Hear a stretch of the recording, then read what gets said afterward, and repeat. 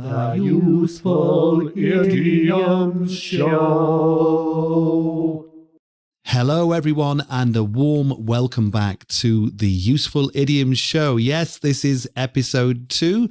This is, I hope, your now go-to place for the fascinating world of idioms in the English language and their origins and how they make their way into our language today.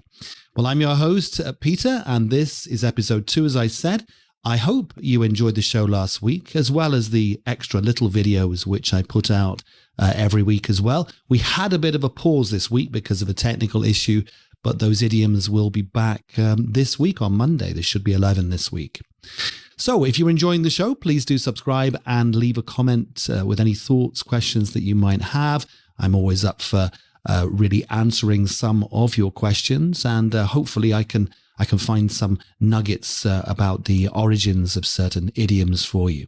So please leave your contacts here. As you can see, there's not many places to go at the moment, so just leave it in comments. Facebook will be up soon. Let's get started. Well, I never. Blimey. Well, turn me into marmalade and spread me on toast.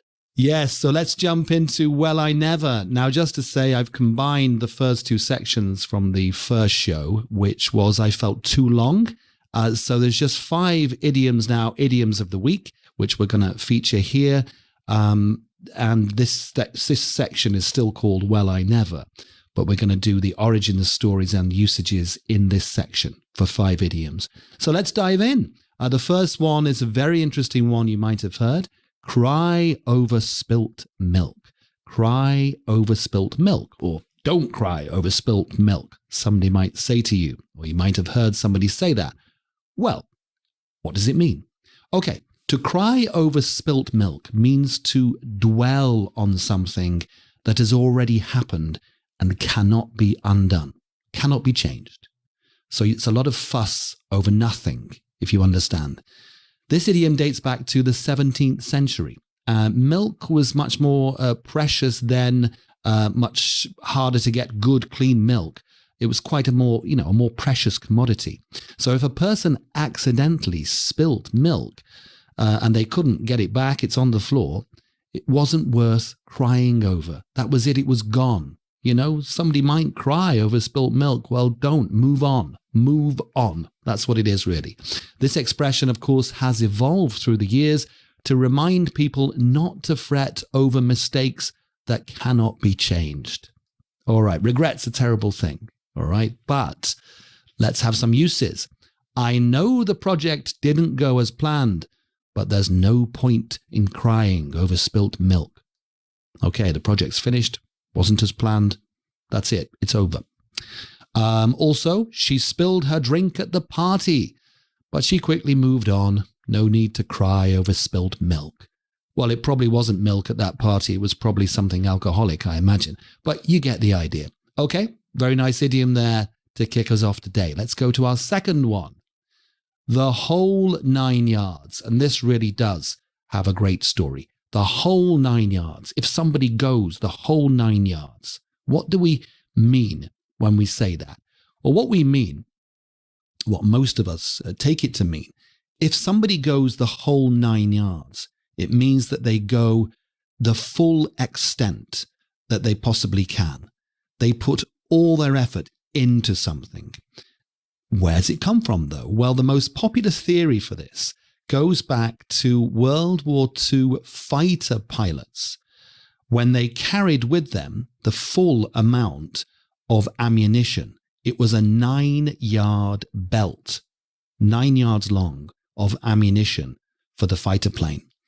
And when they used up all that ammunition, it showed, therefore, that they'd done everything they possibly could to fight the enemy.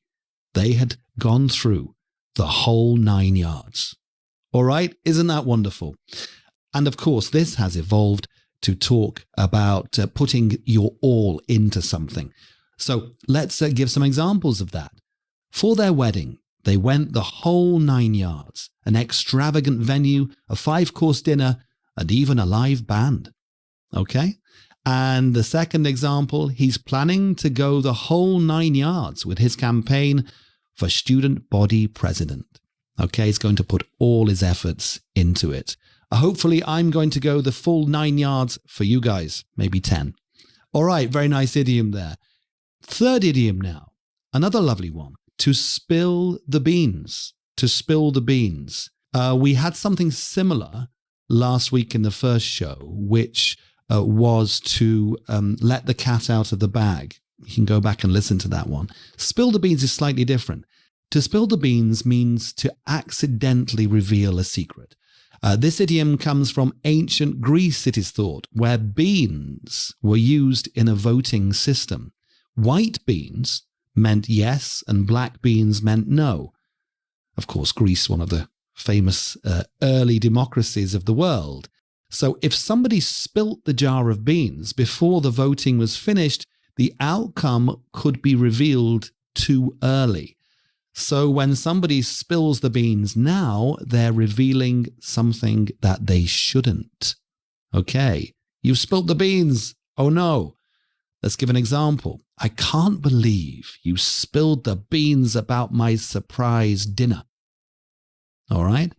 Or, I was planning to keep it a secret, but Mark spilled the beans the moment he saw me. We use it very often. It's a very popular idiom, and also it is amazing to think it goes back so far to a bean counting system used in voting in ancient Greece. Amazing. Isn't it great what you find with idioms? All right, let's move on to another one now. Under the weather. The weather today is nice where I am. Under the weather. But under the weather doesn't really mean weather. We're not talking about what's in the sky. When somebody says they're under the weather, they mean they're not feeling well.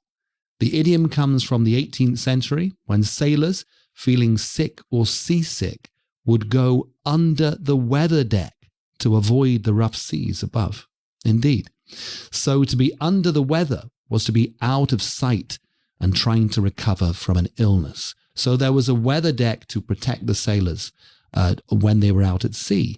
So the word deck has been lost during that time, so they were under the weather. The sailors were under the weather. They were trying to recover and get back to work. Another amazing idiom there. Let's put it to use anyway. Couple of examples.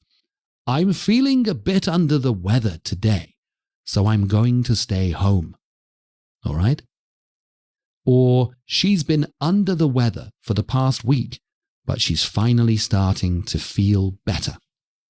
All right, lovely there. It's nice that we know where it came from. Isn't it lovely when we know where it comes from? Okay, final idiom for this section anyway is to be caught between a rock and a hard place. To be caught between a rock and a hard place. All right, what does it mean? First of all, it means to be stuck in a very difficult situation with no good options available. You can't get out. You're stuck. This is a very difficult situation and you don't see a way ahead. Now, this one again may come from Greek mythology, where the hero, Odysseus, had to sail his ship between two very dangerous things. The Scylla, which was a monstrous sea creature, and the Charybdis, which was a giant whirlpool. Neither of these options, of course, was a safe one, so he was truly stuck between a rock and a hard place. That is only one theory, but okay, let's put this to use. I'm caught between a rock and a hard place. I can either take this job in another city or stay here and risk my career stagnating. Okay. And another one now. She was caught between a rock and a hard place. Tell her friend the harsh truth or keep quiet and let her continue in the dark. Okay, we don't know what happened there. We don't know what the harsh truth was. Doesn't sound good though. The friend was caught between a rock and a hard place. What does she do? All right. Okay, that's the end of Well I Never for now. So please do, of course, send in your comments and your suggestions and some of the idioms that you send in. Maybe I can look into those as well. Okay, on with the show. And now it's over to you. Don't look a gift horse in the mouth. Come on, chop chop. Yes, it's over to you when we take a look at some of your questions and comments. Thank you to everybody who sent something in. Let's start with our first listener question.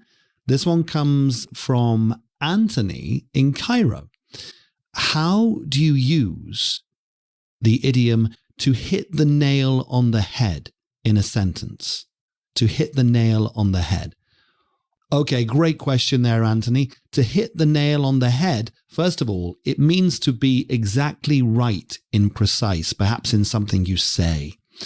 It's quite straightforward, really. So here's an example of how you would use it.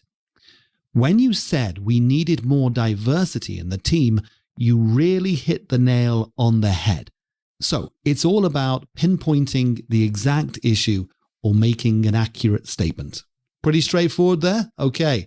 Our second listener question here, and this comes from Gareth, who is writing from Canada, actually.